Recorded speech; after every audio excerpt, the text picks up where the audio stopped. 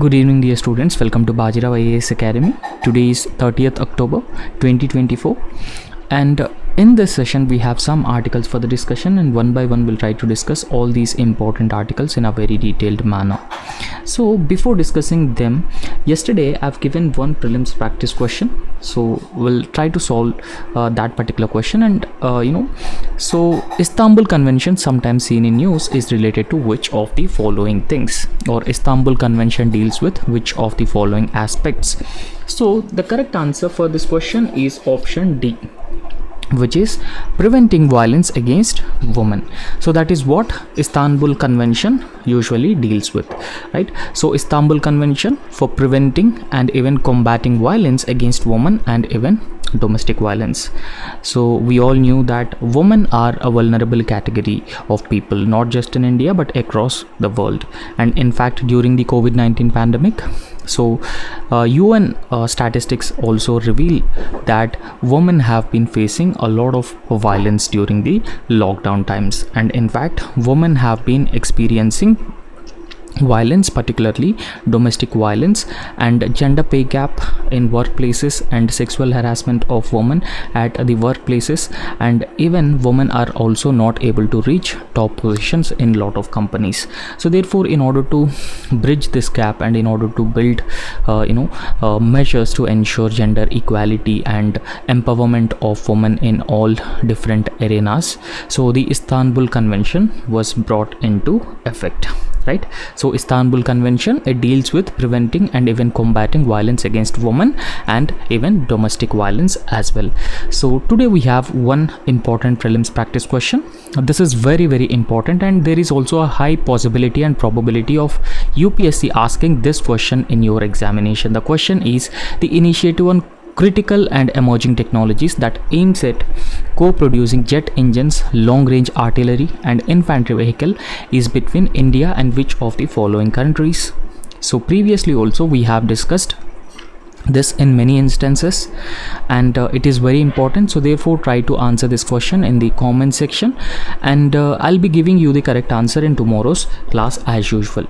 So the first article with which we are going to start this discussion is with the situation in Myanmar. So we all knew that Myanmar has been going through a critical phase. I mean, critical phase in the sense that there was a democratically elected government in Myanmar, but what happened a few years back, that this democratically elected government was replaced by a military junta. Right, so now the military junta has been ruling Myanmar, and in fact there has been a large scale violence which has been taking place in Myanmar as well.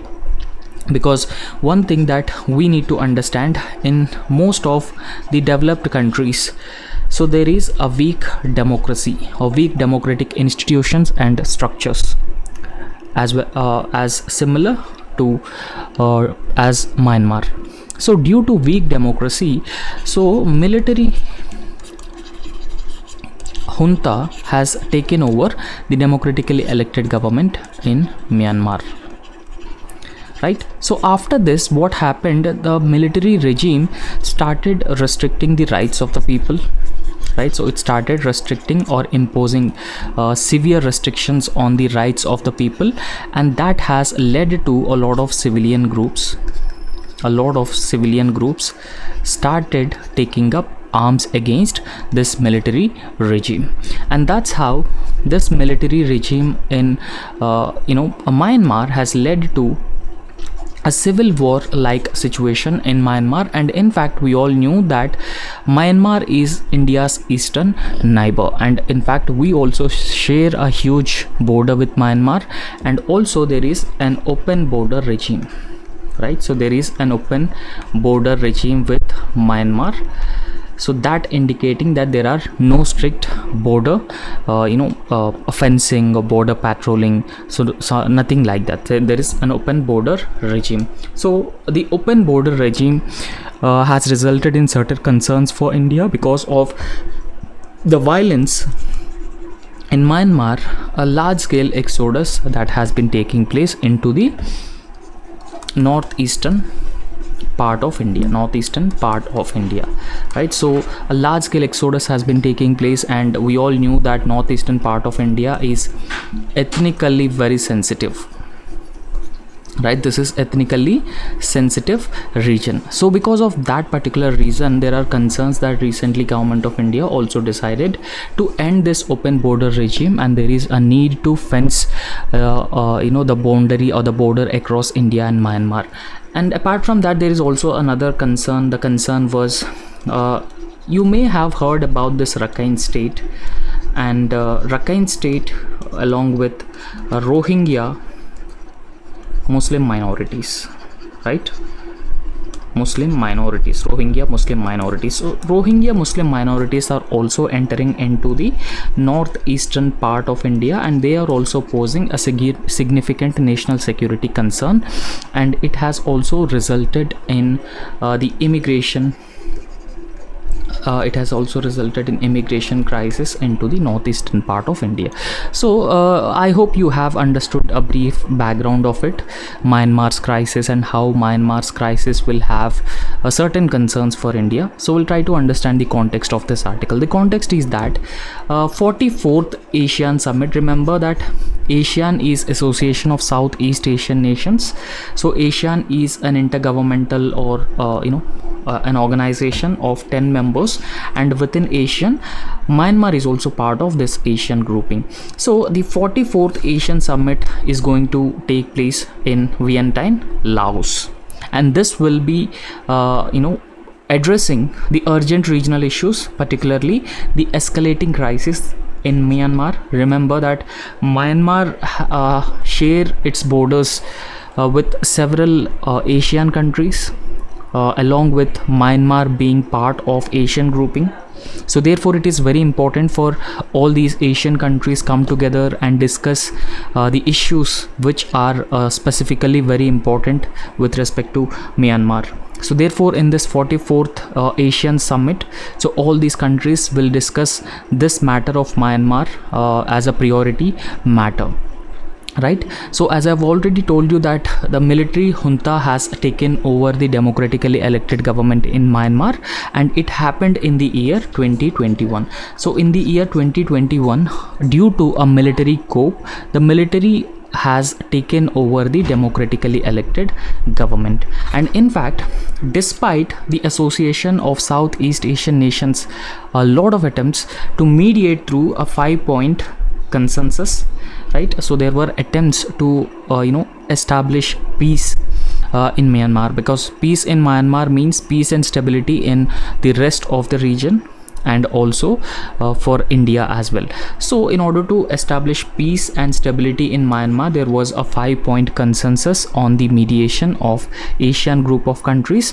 But despite such 5-point consensus, the situation remains dire, and it has also threatening the bloc's credibility as well as the regional stability. And now, what is the current situation in Myanmar? So we need to understand the current situation in Myanmar before proceeding into discussing different aspects, right? So Myanmar as of now is embroiled in a civil war. So the civil war is essentially between the military junta and the resistance groups. Okay, so what are these resistance groups? So resistance groups means that, as I've already told you, that when this military junta has taken over the democratically elected government, so the military junta started restricting the civil liberties of the people. There was no government, and in fact the military regime has not been taking over the needs, or not looking after the needs of the people. So therefore certain groups, armed groups, started fighting against this military regime, and that's how a civil war like situation has started in Myanmar, because there were different armed groups, and these armed groups independently or collectively fighting against the military junta. So they wanted that the military should not rule Myanmar, and they wanted a government that should rule the people of Myanmar, and the government should also respect the civil liberties of the people. And when we talk about these armed resistance groups against this military junta, so they include the ethnic armed organizations and People's Defense Forces or PDF. And the military junta, which has overthrown the government way back in the year 2021, that government was led by Aung San Suu Kyi's government that faces significant territorial control by the resistance groups as well. And since this conflict between military and resistance groups has led to the displacement of around 18.6 million people. So we all knew that now why people displace from one place to another place, because we have also experienced the mass exodus and even displacement of people from the Middle Eastern region, particularly Iraq and Syria. So that is because of the terrorism, instability and violence that has been taking place, where people don't find conditions suitable for living in Middle East. So in a similar way, the conditions like civil war in Myanmar has also led to the displacement of around 18.6 million people. And in fact, a lot of people also require assistance, right? So health assistance and medical assistance, drinking water, food, so all these basic needs have to be fulfilled. And even 6 million people are worst affected because of the civil war like situation in Myanmar, and this data has been provided by the United Nations. And in fact, the military regime's aggressive tactics has further aggravated the situation, and it has led to a humanitarian situation here, or humanitarian crisis in Myanmar. And in fact, the military junta has very often refusing to engage in meaningful negotiations. So it would always be better that if this military junta and resistance groups would probably sit together and they discuss issues of common concern and establish a responsible government in Myanmar. So that ensures peace and stability in the region. So however, as of now, this military regime is not willing to negotiate or not willing to hold negotiations with any opposition groups. And in fact, the military regime has been branding these resistance groups and even opposition political parties as terrorists, as they have stalled international peace, undermining ASEAN attempts to implement its 5-point consensus. And this 5-point consensus aimed to foster a dialogue and even humanitarian aid. Now, what is the response of ASEAN to this crisis, right? So as I have told you that ASEAN is Association of Southeast Asian Nations, and it is a grouping of 10 member countries in the Southeast and Southeast Asia. So these are 10 member countries. Now, what is the response of ASEAN group of countries?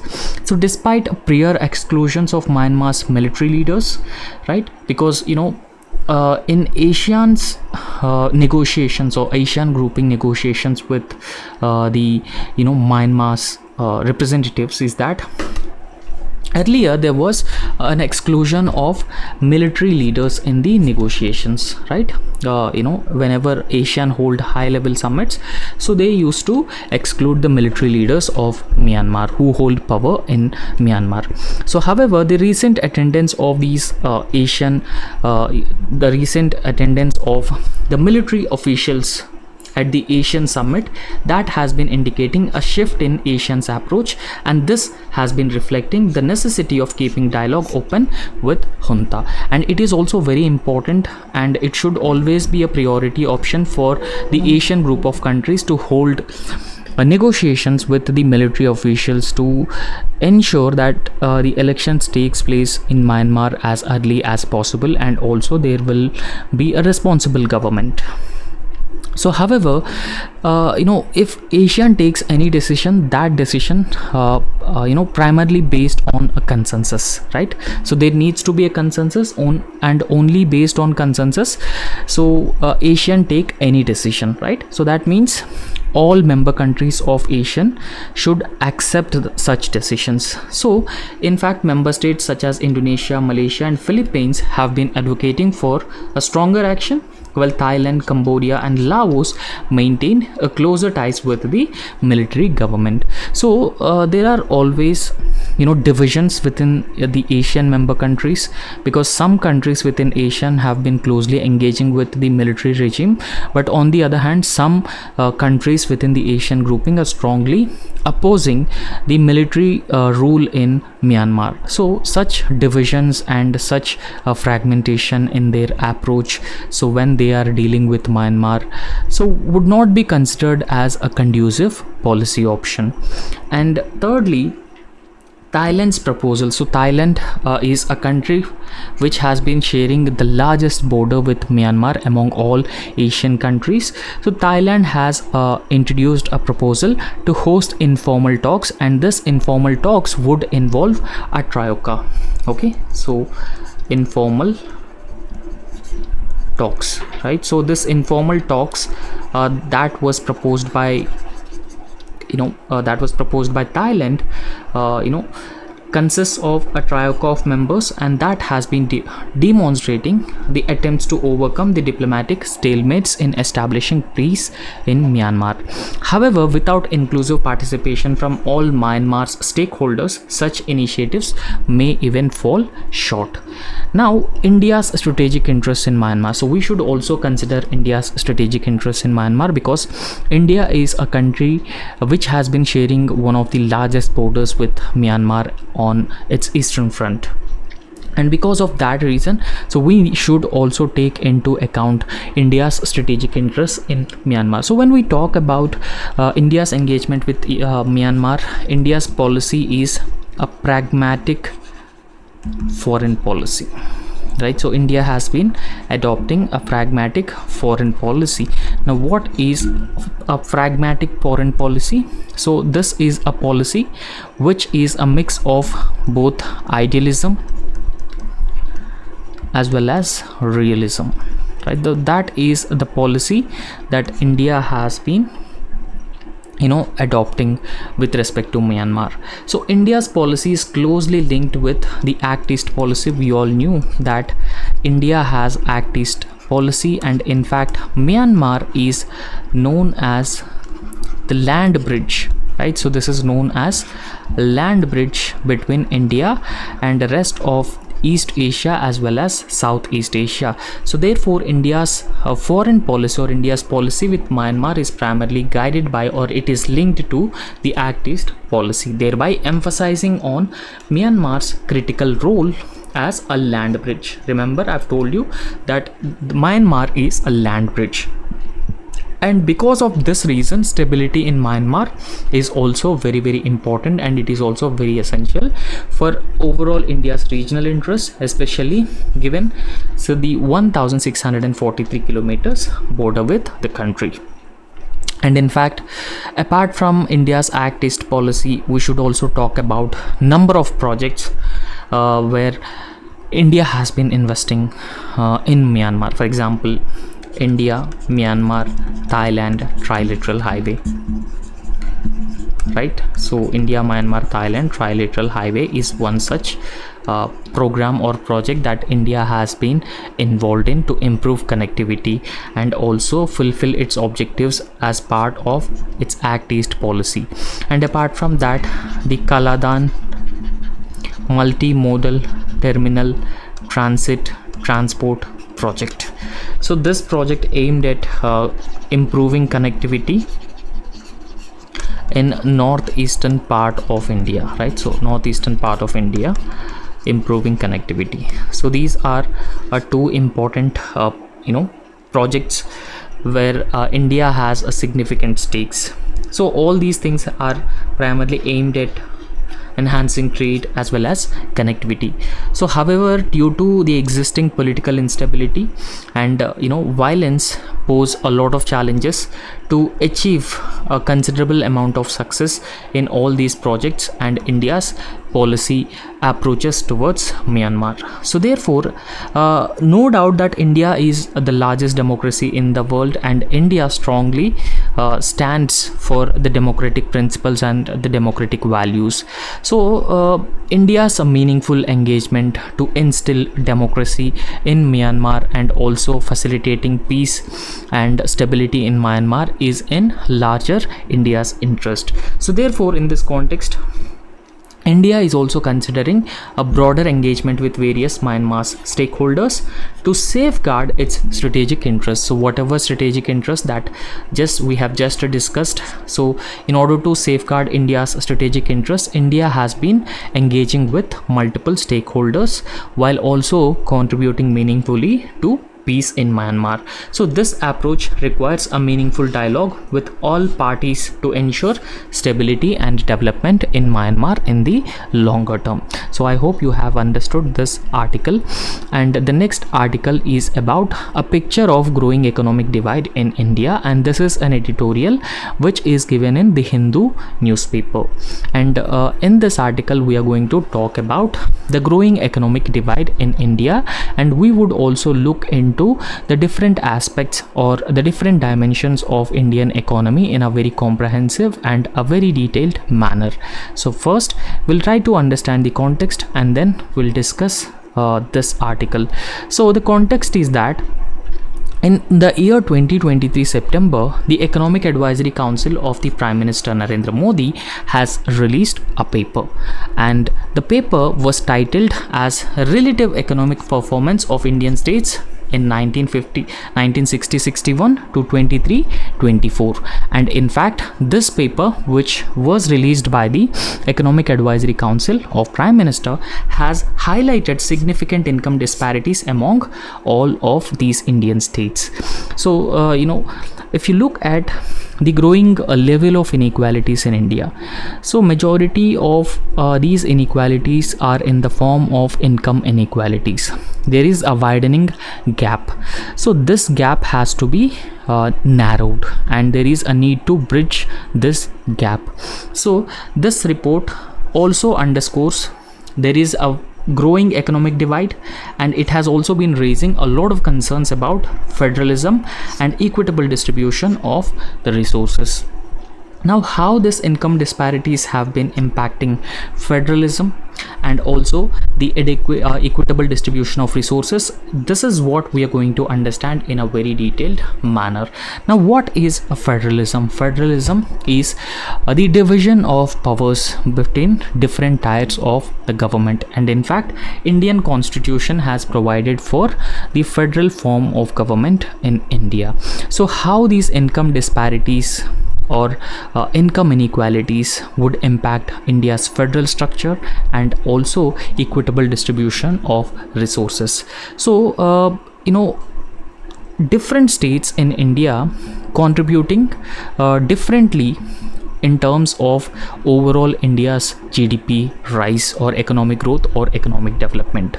But one state is known as the economic powerhouse of this country, that is Maharashtra, because Maharashtra is the highest contributor to India's economy.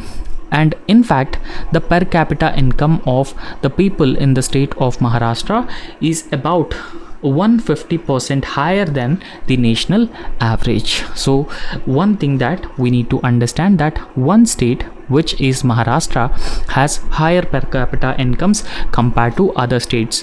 So don't you think that there has been a growing income disparities?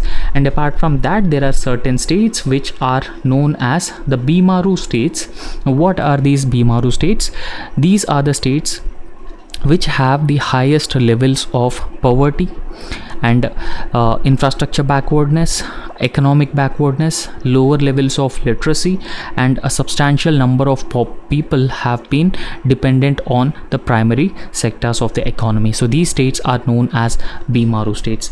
Now, what are the examples of such states? So they include Rajasthan, Uttar Pradesh, and Bihar. along with that Madhya Pradesh and even Jharkhand. So those states are known as the Bimaru states. However, this average conceals stark inequalities. There are a lot of inequalities, as I have already told you that, when you look into the inequalities between different states, the southern states are considered as a progressive caste, right? So but on the other hand, the northern states are not considered as progressive states because still they have been facing a lot of problems, right? So such a contrast between Mumbai's wealth and Vidarbha's poverty reflects in high rates of farmer suicides. Now, I would like to tell you one interesting thing here.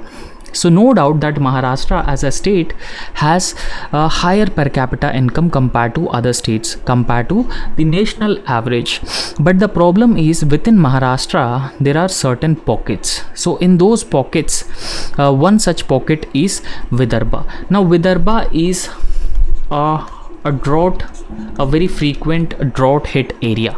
So where farmers don't have adequate income, where people migrate, where there is no adequate livelihood opportunities for the people, and even agriculture is also not sustainable because of drought like conditions in Vidarbha within Maharashtra.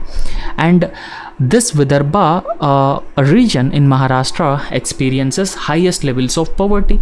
So we have seen that between different states there are differences in terms of development, but within the state also there is differences in terms of development.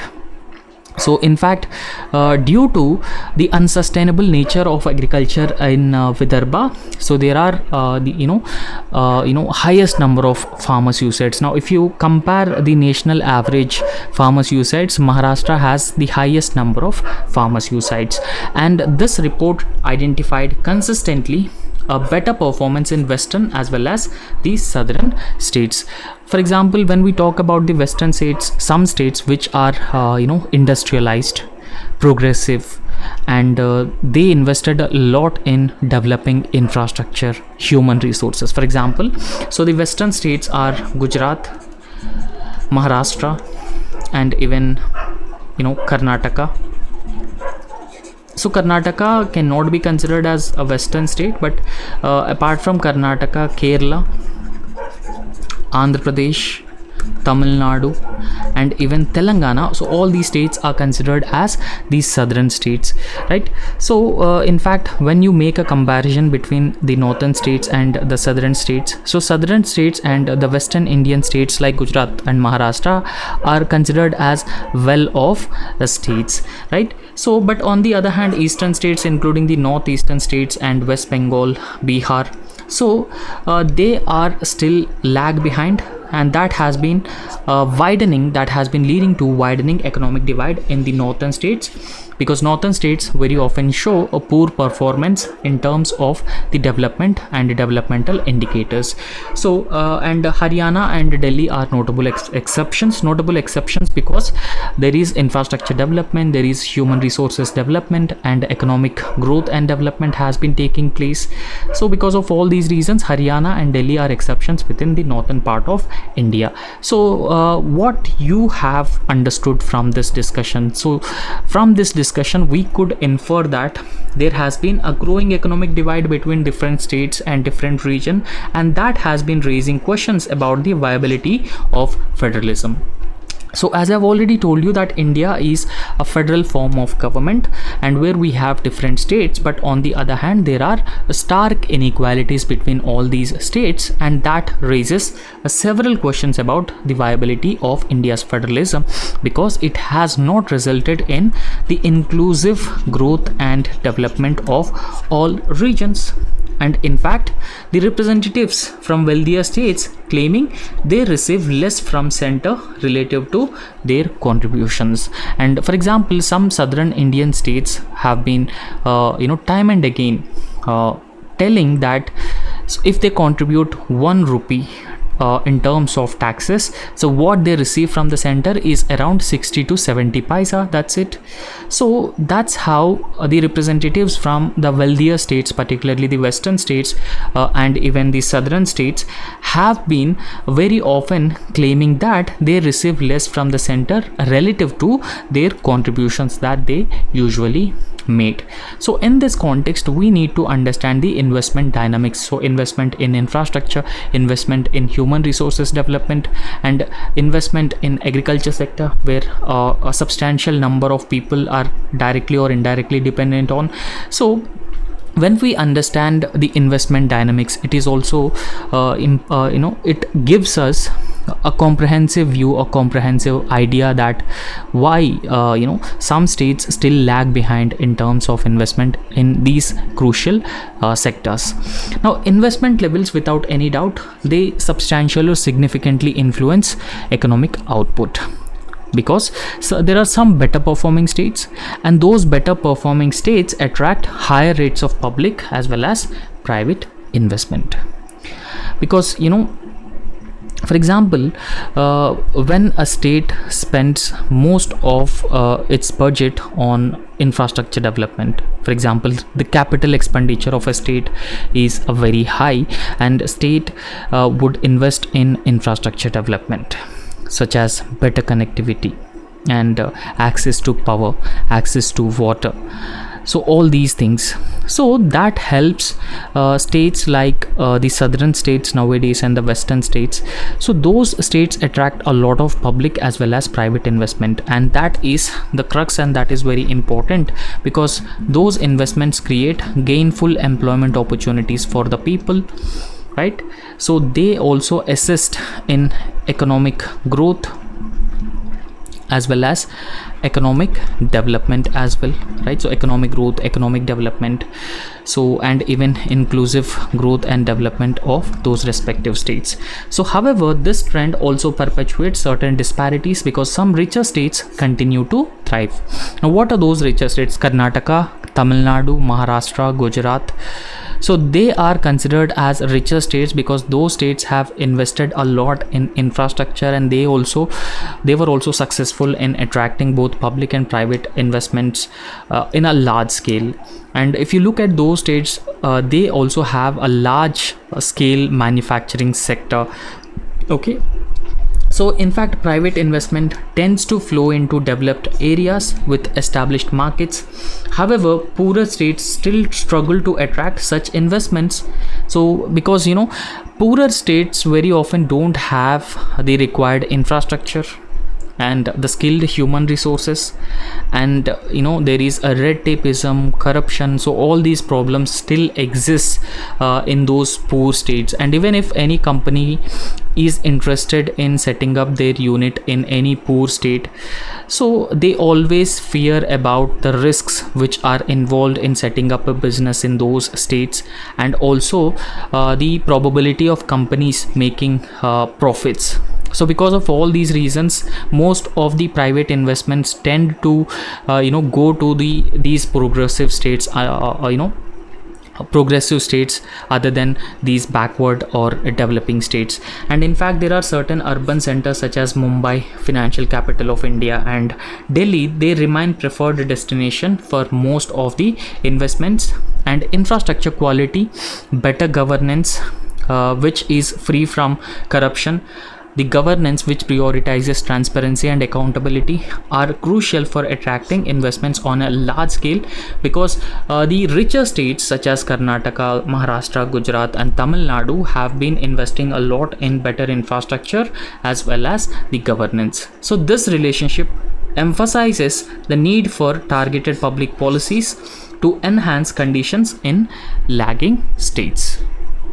Now there are certain suggestions, and these suggestions we need to talk about. Now what are those suggestions? So when we talk about those suggestions, to address these disparities, states must enhance governance and they should also reduce corruption. So this is one area that most of the Bimaru states should focus on. So that is one way that they can achieve higher levels of growth and development by attracting large scale public and private investments, and that also helps in creating large scale employment opportunities, and that is a crux of achieving inclusive development, and that also helps in bridging the economic inequalities across different states.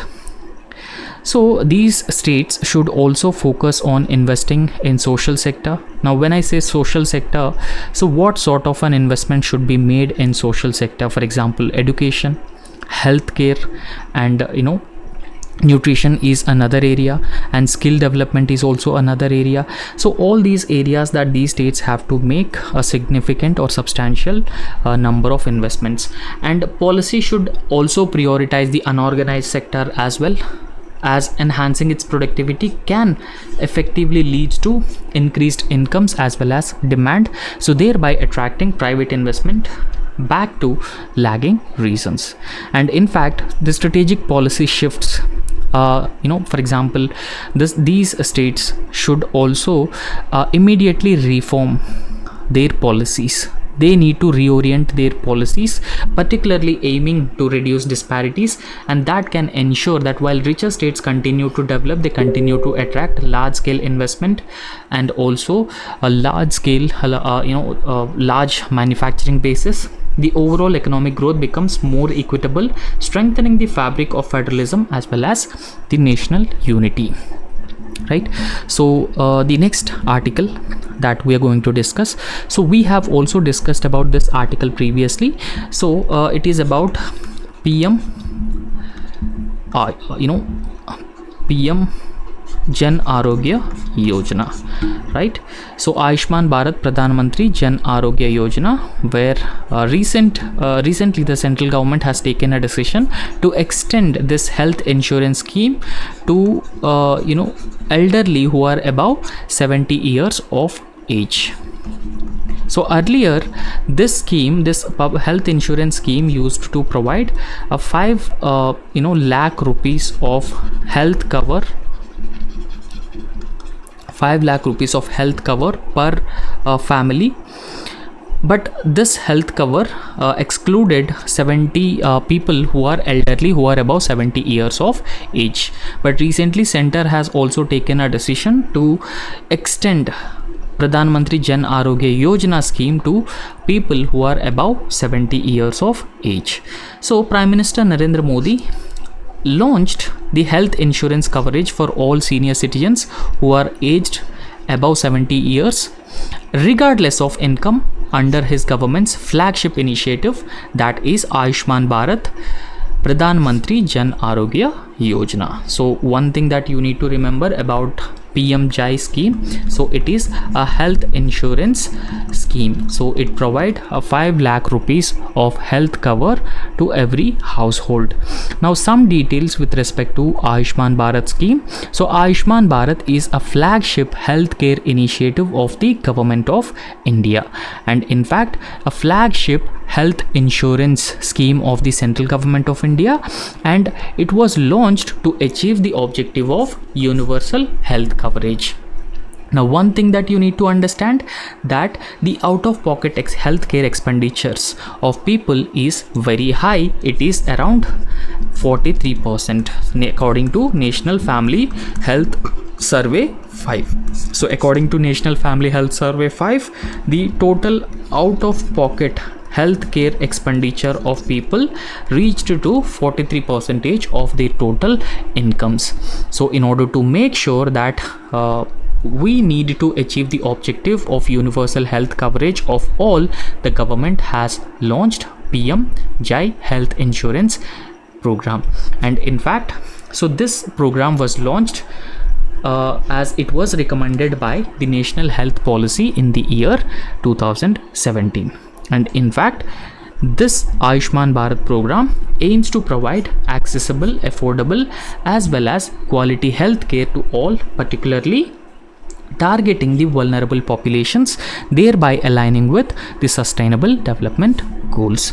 We all knew that United Nations has launched 17 sustainable development goals, and in fact one of the sustainable development, which is goal number 3, is accessible, affordable and even quality healthcare for all. So in order to achieve SDG 3 by the year 2030, so it is important to provide universal access to healthcare.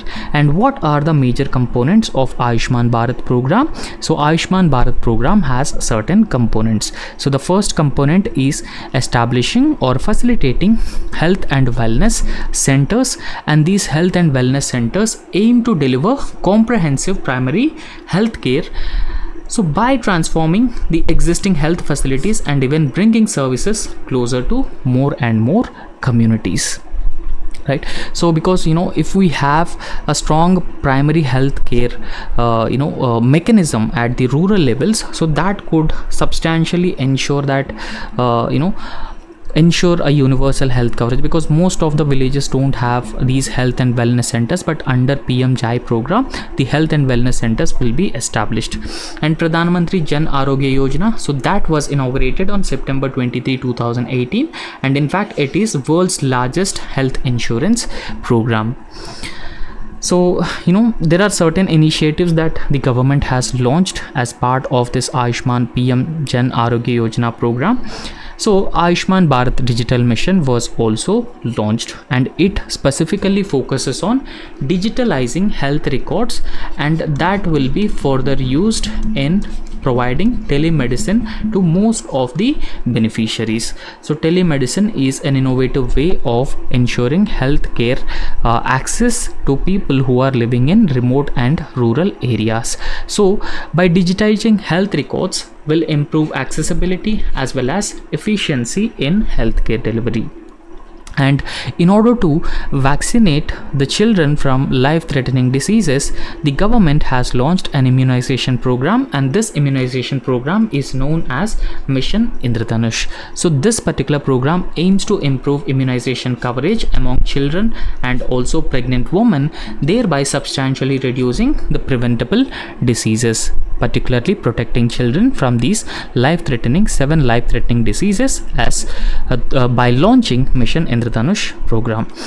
And apart from that, there are certain nutrition schemes which are also being launched by the union government. For example, when we talk about the nutrition, so ICDS is the agency which has been dealing with ensuring that the children and lactating pregnant mothers would take nutritious food and also prevent child stunting, child wasting as well as malnutrition. So the overall focus will be on improving nutrition among vulnerable population that would complement the health goals of Ayushman Bharat program, right? So these are the initiatives, and if you want to know some more details with respect to Jan Arogya Yojana scheme, you can go through the key features of this program as well, right?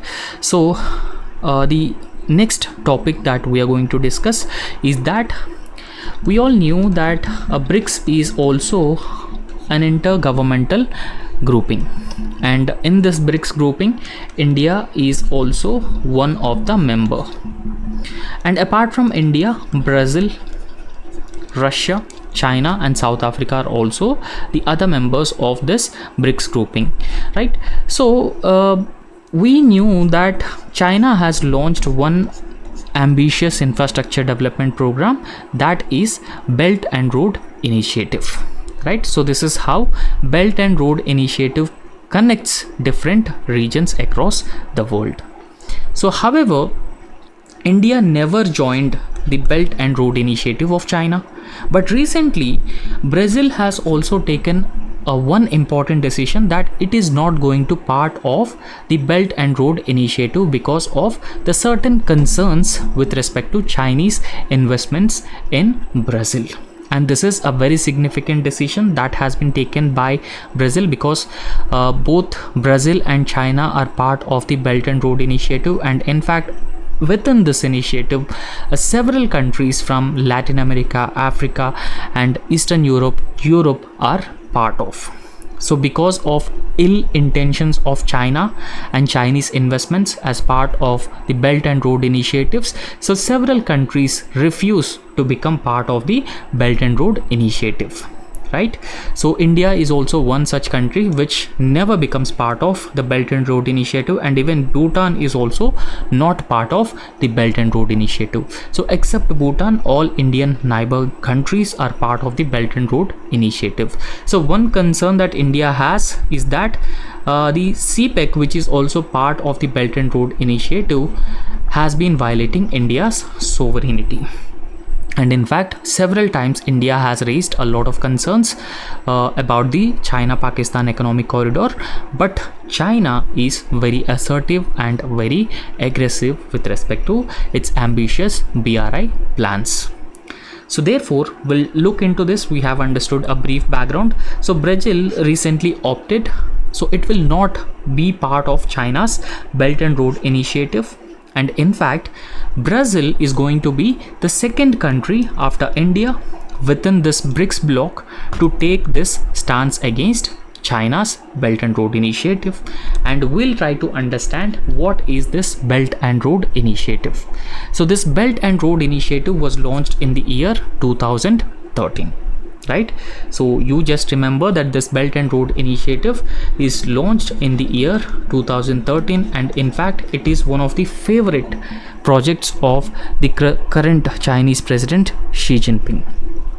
And in fact, it is a global developmental strategy of China, and which aimed at enhancing regional connectivity as well as economic cooperation through infrastructure development, not just in Asia but also across different regions in Latin America, Africa, Europe, Eastern Europe, so in all these respective countries. And in fact, China's Belt and Road initiative involves investments in different areas including roadways, railways, ports and other infrastructure projects across Asia, Europe, Africa. So with the goal of expanding Chinese overall influence as well as facilitating trade.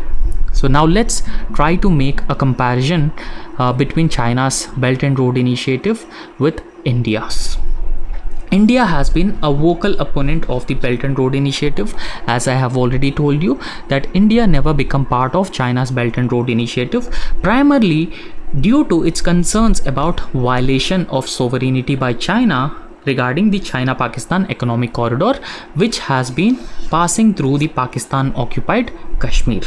And in fact, India time and again insists that the Belt and Road initiative projects should adhere to international norms, governance standards as well as the transparency as well.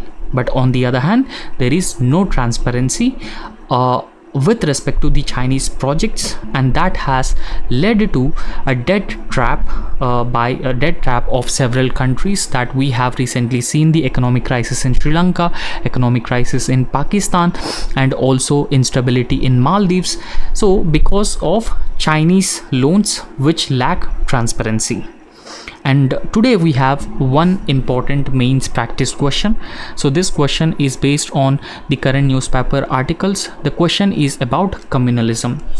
Remember that communalism is a topic which is given in the UPSC syllabus of Gender Studies paper 1, right? So in paper 1, communalism as a syllabus topic is being given, and in recent times we have been experiencing these communal incidents in different parts of India. Now we'll try to understand what is communalism in a very detailed manner with some examples. And first and foremost, you need to define what is communalism. So define communalism in the introduction, and secondly, you need to write what have you understood by the meaning communalism, and then you need to write the causes of communalism along with the impact of the communalism, and also you should also write the suggestions or the measures that have to be taken to prevent such communal incidents taking place in a multicultural and diverse society like India. So that's how you can actually conclude this answer. And first we'll try to understand the definition or the meaning of communalism, right? So communalism is generally an ideology. Okay, so it is an ideology, or it is a belief of people who follow a particular faith. So a particular faith means some religion, maybe one person may be a Hindu, one person may be a Muslim, Christian, Sikh. So we are living in a multi-diverse country. We are living in a multicultural country, and because of that reason, the number of people with different religions coexist. So they live together, right? So secularism, so communalism is a belief that people follow, with the same religion, have the common secular interests, right? So they believe that they have same political, economic, social interests. So their socio-political communalities arise. For example, during India's freedom struggle, so there was a movement, a parallel movement of Muslims who started demanding that there should be a separate nation called Pakistan to be provided for all the Muslims in India, right? So because they used to advocate that Muslims' social, economic and political interests are completely different from that of Hindus, right? So in fact, the notion that a multi-religious society, so no doubt that different religions coexist peacefully in India, and that's why India is known as a multi-religious society, and these common secular interests of one religion is dissimilar and divergent from the interests of the followers of another religion. The interests of the followers of different religion or different communities are seen to be completely incompatible, antagonist and hostile. People will no longer tolerate the other faiths, other religions existing along with their respective religions, and that would lead to the incidents of communal violence. And what are the major causes of communalism in India? We need to understand this as well in a very brief manner. And the first thing that we need to talk about when we discuss causes of communalism, the British divide and rule policy that they followed, they adopted during India's freedom struggle in order to divide the Hindus, Muslims or different castes. So particularly the communal representation that was announced in the year 1909 continued further in 1919 and 1935 as well.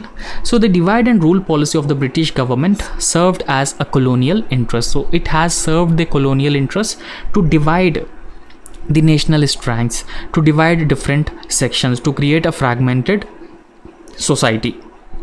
In fact, the partition of India was one of the worst outcome of the British policy of divide and rule. And in fact, a number of communal and sectarian political parties and organizations are present in India, and Muslim League, Jamaat Islami, Hindu Mahasabha, Akali Dal, Vishwa Hindu Parishad are directly or indirectly responsible for the emergence of communalism. And remember that most of these religious and political parties were existing since the times of India's freedom movement. And in fact, so apart from these reasons, we should also talk about the poverty, the large scale poverty in India, and unemployment of the people, and inability of the government to provide employment opportunities for the educated youth. So all these factors have been creating a sense of frustration among the people, and in fact it has also generated a lot of backwardness, illiteracy and ignorance. And in fact, the unemployed youth of both these communities can be easily trapped by religious fundamentalists as well as the fanatics. And the communal tensions in India sometimes are highly intensified due to the rule of the neighboring theocratic countries. Now, what are these theocratic countries? Do you think India is a theocratic country? No, India is not a theocratic country. Rather, India is a secular nation, but Pakistan is a theocratic country where it is very difficult for the people of other religions to follow their religion freely. practice their religion freely. Same with respect to Bangladesh as well. So these countries are theocratic countries, and even Afghanistan is also a theocratic country. Now, communal tensions in India between different religions, for example, between Hindus and Muslims, between Hindus and Sikhs and Muslims, are highly intensified due to the rule of two neighboring theocratic countries, and these countries try to create communal problems in the border states as well. So, however, now what would be the consequences? So, mob lynching of people, large-scale violence, instability, and damage to the property, infrastructure losses, loss of life, and violation of the fundamental rights of the people, civil liberties of the people. So all these are the worst consequences of, or the impact of, the communal violence or communalism which took place across different parts of India. For example, Godhra riots, an incident of communal violence in India, right? So Godhra riots, and even Muzaffarpur riots. So all these incidents are the incidents of communalism in India. So however, certain measures have to be taken to control these communal incidents. Now we have discussed that poverty, unemployment are some of the factors which create conditions suitable for the communal violence. So therefore, the government must undertake the poverty alleviation measures. For example, schemes like Mahatma Gandhi National Rural Employment Guarantee Scheme and even skill development through Skill India program are very, very important, thus thereby promoting communal harmony. Okay, so secondly, eradicating the problem of unemployment among the youth is also very, very important, and government should also eradicate the problem of illiteracy and mass poverty, that too with honesty and without any discrimination across different religious groups. So that would also have the potential. So if the government starts discriminating among different religious groups, so that would also create a negative opinion, or in fact that would also promote the growth of these communal tensions. And there is also need to reduce educational and economic backwardness of minorities, particularly people from Muslims, and identification mapping of right prone areas. So they should be identified or recognized as potential hotspots. For example, Delhi police used drones to regularly monitor and even to maintain vigil during the communal festivals. And media, movies and other cultural platforms can be influential in promoting peace and harmony across different groups, and social media should be further monitored for violent and repulsive content and taken off immediately. So all these measures have to be taken, and ultimately in conclusion you have to emphasize on the need for peace, stability and also communal harmony in a multicultural and multi-diverse country like India, and how that ensures the development, prosperity, inclusivity in India. So that's all in this lecture, and thank you so much. If you like our work, please subscribe our YouTube channel and also hit the like button, and thank you so much.